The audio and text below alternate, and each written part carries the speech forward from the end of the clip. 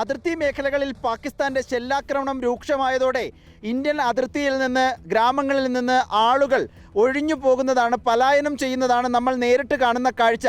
ബരാമുള്ളയ്ക്ക് സമീപമുള്ള ഗിങ്കൽ എന്ന ഗ്രാമത്തിലാണ് നമ്മൾ ഇപ്പോഴുള്ളത്. ഈ ദൃശ്യങ്ങൾ നമ്മുടെ വീഡിയോ ജേർണലിസ്റ്റ് മനു ബാലകൃഷ്ണൻ കാട്ടിത്തരുന്നുണ്ട്. ഇവിടെ മുഴുവൻ നിറയെ വീടുകളാണ്, പക്ഷേ ഈ വീട്ടിലൊന്നും ആളുകളില്ല എന്നതാണ് നമ്മൾ നേരിട്ട് കാണുന്നത്. പല വീടുകളിലും ഷെല്ലിംഗ് ഉണ്ടായിരുന്നു. ഷെല്ലിങ്ങിൽ പല വീടുകളും തകർന്നു.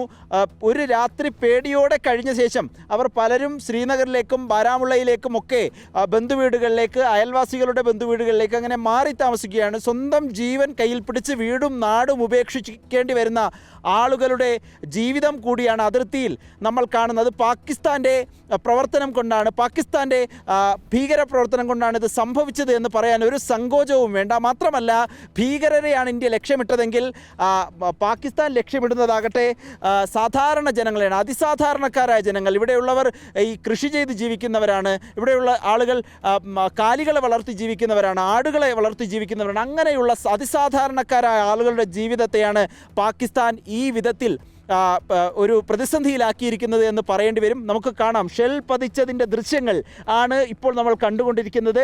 വീടിൻ്റെ ചുമരുകളിൽ ഷെൽ പതിച്ചു. കുട്ടികളൊക്കെ കഴിഞ്ഞ ദിവസം കരയുകയായിരുന്നു എന്നാണ് ഇവിടെ ഒറ്റപ്പെട്ട ആളുകളെ കണ്ടപ്പോൾ പറയുന്ന ഒരു സുഹൃത്ത്.